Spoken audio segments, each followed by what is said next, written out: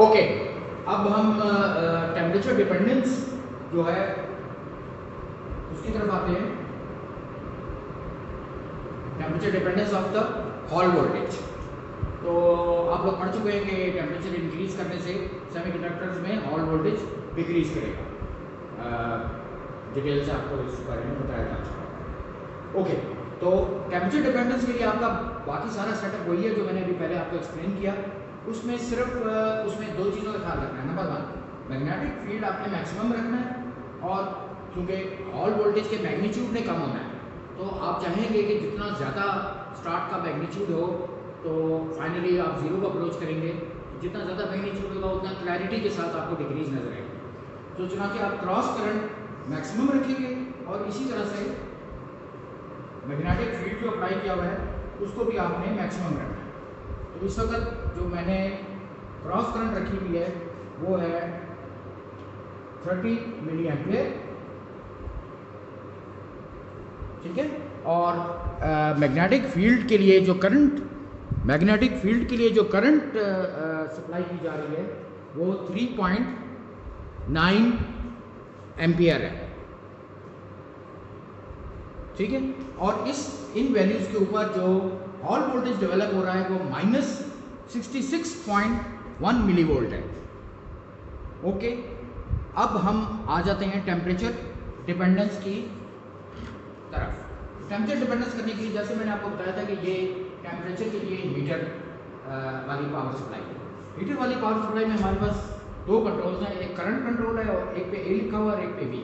Output एक ही है।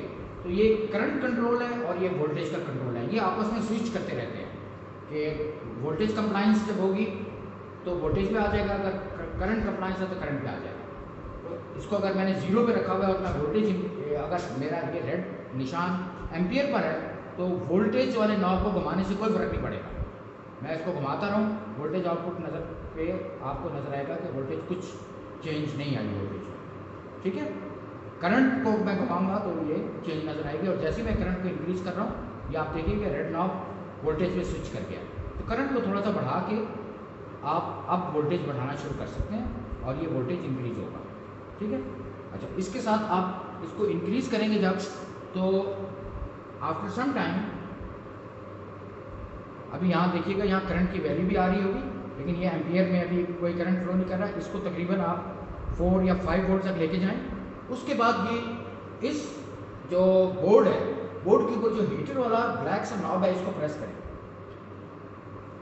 जब मैंने इसको प्रेस किया तो उसके साथ वो रेड लाइट ऑन हो गई है एक, वो आपने देखा। अब ये हीटर ऑन हो चुका है, ठीक है।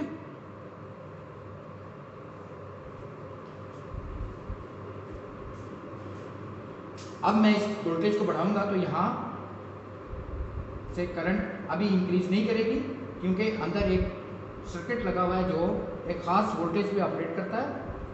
उस वक्त ये सडनली करंट जो है, ये एम्पियर वाली करंट जो है, ये 0.1 से जंप लगाएगी। ये मैं आहिस्ता आहिस्ता इसको बढ़ा रहा हूँ। अच्छा, इससे पहले कि मैं इसको इंक्रीज कर दूँ, अब आप टेम्परेचर वाले मीटर की तरफ देखिए। ये टेम्परेचर वाला मीटर है, ये अब 1 ओवरलोड शो कर रहा है, ठीक है। इसको, ये भी अब ऑपरेशन में आ गया, टेम्परेचर आउटपुट ऑपरेट कर रही है। मैं इसको 200 मिली वोल्ट से 2000 मिली वोल्ट पे ले जाता हूँ, ठीक है। Now you can see this is showing 305 milli volt, जिसका मतलब ये हुआ ये डायरेक्टली टेम्परेचर डिग्री सी में कन्वर्ट हो जाता है। This is 30.5 degree C Celsius, ठीक है। 10 milli volt is equal to 1 Kelvin. तो इसको 10 से डिवाइड कर दें, मिली वोल्ट्स में है तो 10 से डिवाइड कर दें, तो ये 30.5 डिग्री बता रहे हैं आपको टेम्परेचर। ओके, अब मैं इंक्रीज करता जा रहा हूँ। तो यार इसको मैं कैसे रखूँ ताकि नज़र आए।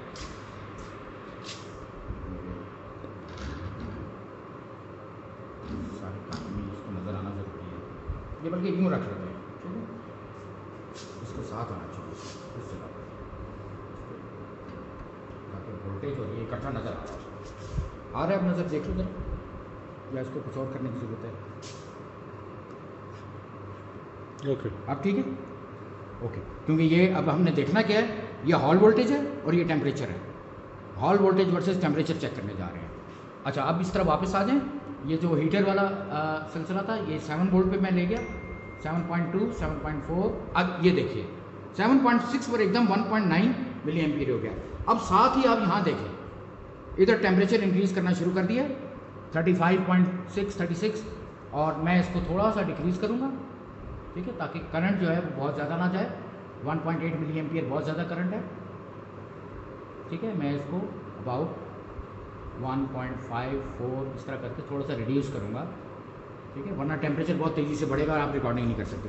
साथ ही आप देखिएगा कि हॉल वोल्टेज डिक्रीज होता जा रहा है 63.1, 63.0, 62.9, इस तरफ टेम्परेचर जो है वो 48.7, 48 तक पहुँच चुका है, ठीक है, 49, 49.6, ठीक है। अब आपने 5 डिग्री के फ़र्क से, जैसे 50 पे रीडिंग रिकॉर्ड की तो अब आप 55 पे रिकॉर्ड करेंगे, ठीक है, और ये कंटिन्यूसली इस तरह चलता जाएगा। तो इसमें सबसे बड़ी एहतियात ये होती है कि स्टार्ट में जो एकदम करंट आती है उसको क्विकली रिड्यूस करना होता है। मैंने अभी देर से रिड्यूस किया है क्योंकि मैं साथ आपको लेक्चर दे रहा था।